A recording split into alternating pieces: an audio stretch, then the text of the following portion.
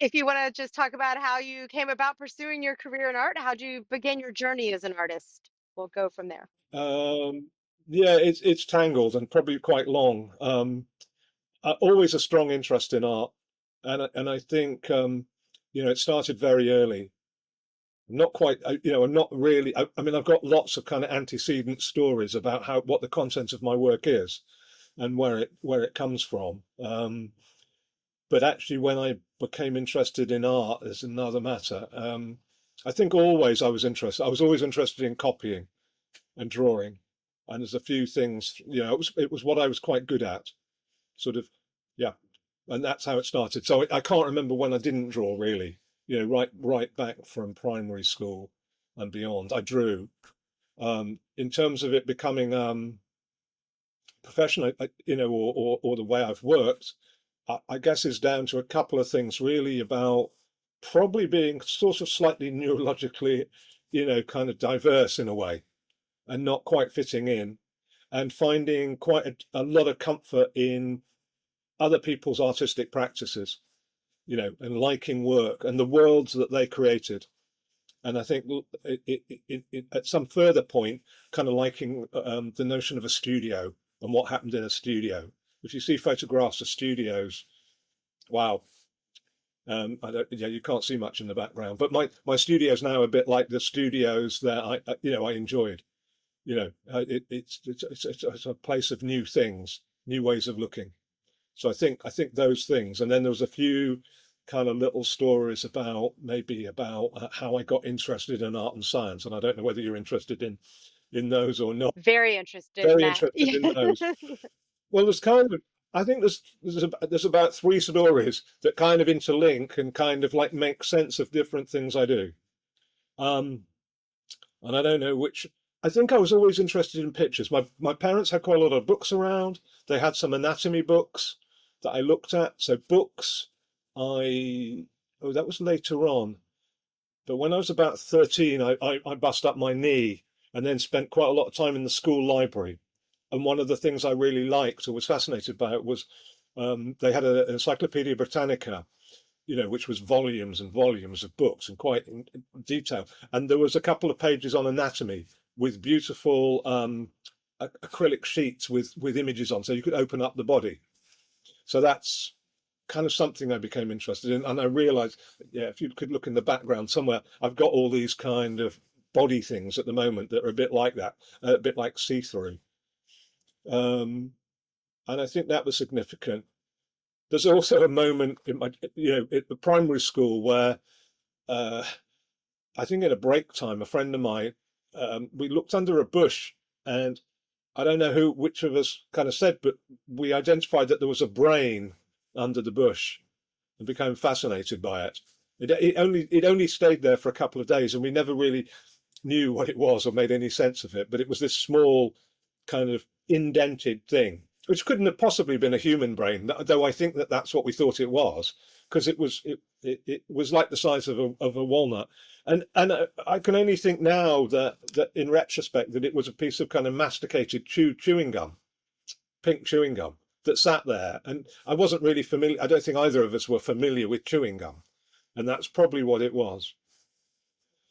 And I know, so it kind of points. I also was taken to a lot of galleries by my parents. My parents were kind of, liberal background in education, and were always interested in shows. I went to countless exhibitions of which I was dragged around and didn't really enjoy. But I think there's something that kind of triggered something late on, which was um, if you're trying to, I suppose, kind of not ameliorate, but please your parents, then maybe, I recognize that they were interested in art. What do I end up doing?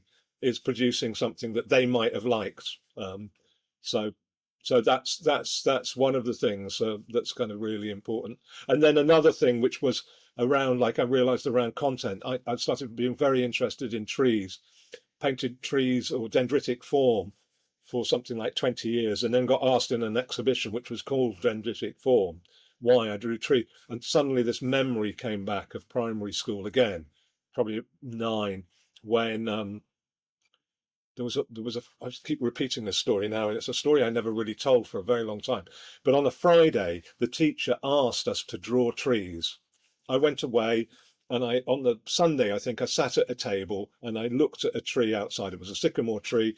I took some time. I realized it was quite difficult to draw it, and I got kind of involved in it and realized that problem of kind of representing things, but thought I did quite a reasonable job because I was good at drawing. Handed it on the Monday. On the Tuesday, there were a lot of images on the wall, but not mine. And so what was on the wall was a whole lot of lollipop trees that you didn't need to look at anything to draw a lollipop tree. I was quite shy. I never asked why. I don't know to this day why it wasn't there.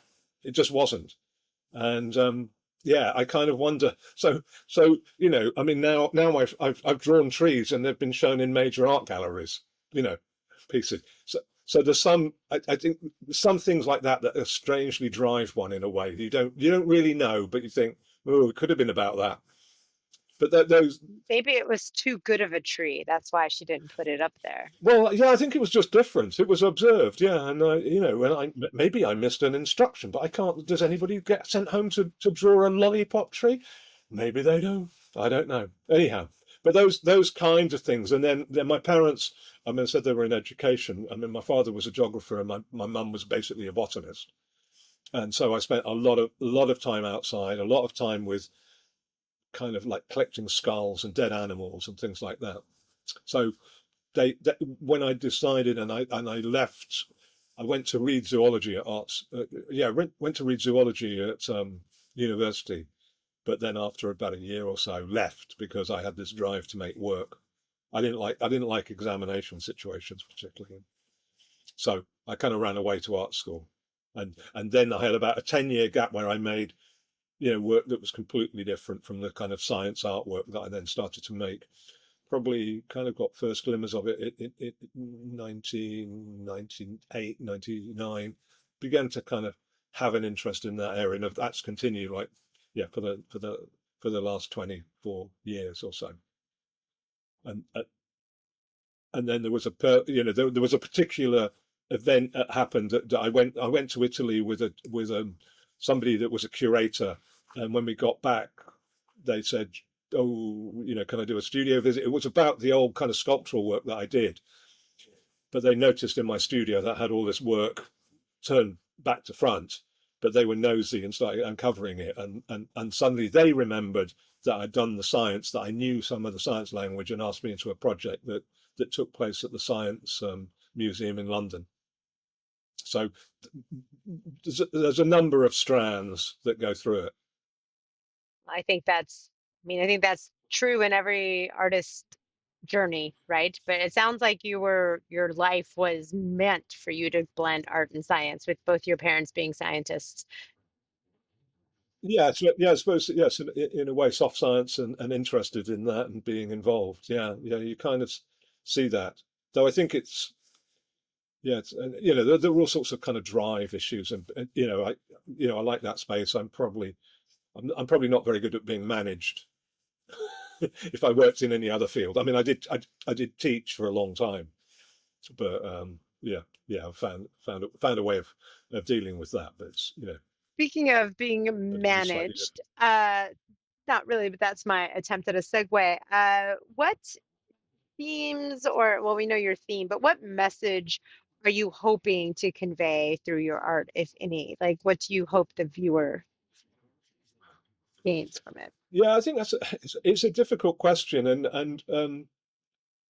it's like what does an artwork convey? So I'm very interested in making art, and the science is a kind of an adjunct. I spend quite a lot of time reading and listening and going to labs, and it is the content, but how that fits in very directly it is another matter. So I'm interested in the same way that I was interested in art as a child of doing something that makes people think and think outside the box that they would normally think. Then I guess the content for me is the science and the kinds of things that I explore. But whether that completely comes through in the work, I don't know. I mean, I guess it opens. I'm not. when I've had students and whatever, when they say, "Oh, my work is about this," then I'm always saying, "Well, that's your story about what it's about." But there's a separation between it, because actually, when I look at your work, it reads in a very different way. Um, so I'm very careful about saying what the content is, but I think that the work expresses me, and the embodied me has spent a lot of time absorbing a lot of things that are in science. And so I think of myself as exploring how I view myself through science, and how that comes out in the work. And there's, sort of suggesting then there are a number of topics that I've looked at, from heart transplant things to mainly kind of things based on neuroscience, but increasingly, you know, having looked at that as a kind of particular thing, like the brain, and then moving to the body, and then the body in an environment. I'm really quite interested in how we are affected by the environment, and how that affects our health. So there's a number of strands that have come together, about those kinds of things. Um, and I don't know quite where it's going to take me. It's quite complex. It's quite complex. Sometimes you look at themes in science, and they're just too complex to even remotely kind of think about making a piece of art about. I went to the centre of the synapse in Bristol one time, and wow, it was absolutely fascinating. And I came back blown away by the science of them, being able to track synapses made in the nuclei of a neuron, and how they were transported to the tip of an axon to be activated and act as this kind of point of exchange of chemical, of electrical signals. But I could not make work about it. Um, so yeah, I don't know whether that answers it. So, and then what I'm trying to convey then is often around specific topics that I'm kind of looking at. Um, Very much at the minute looking, I'm interested in the microbiome at the minute. I mean, um, it's the flavour really, isn't it, of the presence that our microbiome, and the more I look, the more it's linked to all sorts of medical conditions, which I'm really interested in. And my real interest started because my daughter had a sleep problem and a sleep issue for many years, and I started exploring it, and then looking at some interesting research that came out of the States, and vitamin D. And vitamin D is a signal for the sleep cycle, and the fact that vitamin D seemed to be made by the microbiome in a way. And that's kind of interesting, because then what's the role of light? And we know that light is a big signaling thing for um, vitamin D production, and the cycle. So got very interested in that, and then very interested in, I suppose, the gut as this kind of thing that's inside us, but actually was outside us at one point. Kind of evolutionary.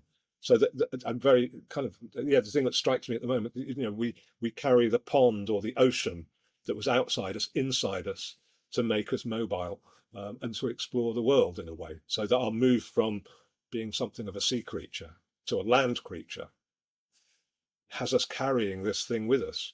And that's why all the immunology goes on there, because it's still part of the outside of us. So it's still that the immune system is defending us against the things that are in our gut that we put there. But it's this pond that we feed. And then we get into health, really, because of, kind of beginning to think that gut, that thing that's inside us, needs looking after. It needs maintaining for our well-being. Speaking some of the things that, and maybe it has to do with your daughter or not, with her sleep issues and vitamin D, but can you share a specific piece of your interesting work that you've created that holds a special significance for you, and kind of explain why? Yeah. Um, I'm so when this woman, his Marina Wallace, who used to run a thing called Art Act and did some big science and art shows, came to the studio, and what that led me to make was a piece called Magic Forest. It's a kind of large scale projection piece. I still, it doesn't come out very often now, but when it does, I'm very enthralled by it, as I am by a lot of the time-based pieces that I've ever made, in that there's something about, that in terms of being made, they're constituted by projection and slides coming up very slowly, and in the early works, the click of an old 35mm slide projector. It's a bit like a Pavlovian response. You want to see, you hear the click, what is the next image that's going to come up and take you through this journey. So I find it very engaging being in a black space with these voil screens in between you and the projection coming up from one side and then the other side and going through this story. So I'm still very enamoured by that. I'm not sure it's the absolute best time-based piece I made, but I do, when I sit there and get carried away in it, and I kind of like it because, we know that from psychological experiments that people spend very little time in front of works of art, in a way, whereas kind of cinema and time-based things kind of can really hold you. And I kind of like that. They hold me when I watch them, and I've had people come in. I've had people come into spaces that didn't have any chairs and go to the corridor and get chairs and bring them in, and then sit there for an hour or two watching something. And I think that must mean that kind of piece worked. In fact, the story I always tell on that mission. I had three German people once come into an exhibition. They just walked in off the street. They had no idea what they were coming into. It was a mother and two daughters. And I only know about this because if you do an installations piece and you can hide in the dark and listen to people talking, and they came in and they got carried away. But they were, and I was, they were there in the space. There were three works on in a very large space. They were there for 2.5 hours, having just walked off the street. So you kind of think, oh, that's interesting. And I just know stories of people kind of like, getting into that feeling. They're like short animated films. They basically cycle in about 20 minutes, but often people want to see them again because they've missed something or they didn't understand something and get carried away. No, So that's got to be very oh, what's the word I'm thinking of, and I can't think of it today, but that's got to be very well, rewarding to have someone come it's off the strangely street. rewarding. Yes, Yes, yeah, yes. yeah, and that piece I was quite interested in because when I'd been 17 or 18 and doing exams to move on to university and doing A levels, my biology teacher at that point would say, that your brain is a fixed thing. It's wired up at the age you're at, and it's not flexible, and it's not. And then by looking at the research and going to King's College to work in the neuro science department, developmental neurology department with Richard Wingate, I just began to learn that no, I could see the videos that he was making of chick brains growing in vitro, and the change and the movement and the genes being switched on and off to get them into place. And that was parallel with some other research I was doing at the time. And I went to Queen's Square and visited now Professor Eleanor Maguire, who, I don't know, you probably know this, the work on taxi drivers and bus drivers in London, where she's looking at two cohorts, and the taxi drivers have very developed hippocampuses, and the bus driver, and they learn the knowledge. They learn hundreds of routes in London about getting around. The bus drivers tend only to know 2 or 3 routes in London. That's all they need. But there's difference then in the brain, and there's no reason why one should become a bus driver and a taxi driver. It's yeah, so it's a really interesting. So beginning to see that the brain is a changing thing, and also that it needs to be kept active and keep working. Well, I only have one more question for you. Yeah, What's next for you as an artist? Are there any new projects or themes you want yeah. to explore, like, some different aspect of health there? Well, what I'm really interested, what I've become interested in is, the neurology, and I've kind of talked about it in a sense that I moved from looking at the brain and brain conditions that tell us about the brain to kind of realizing that brain is constructed in our body, and that body and the brain are constructed in terms of the environment and stimuli, and that's why we have nerves, we can pick up things and see, and we're coordinated. To realizing that the environment is really very important. And that's gone on a stage. So I then started looking at the sleep things and nutrition, the microbiome. I'm really interested in us as as a holobiome, and how we are as this organized chaos of bacteria and other things. And so I'm very interested in exploring that. And I've become, through my older son, who's very interested in the landscape and land and teaching. I went to a thing last summer, which I shall try to go to again this year, called Groundswell, which is basically in a few fields in the middle of Hertfordshire. About 9,000 kind of farmers or agricultural people getting together to kind of explore about how we can treat the soil better, and how we can compost it and make it better and more nutritious, and how we can seek to look after the land, feed people properly.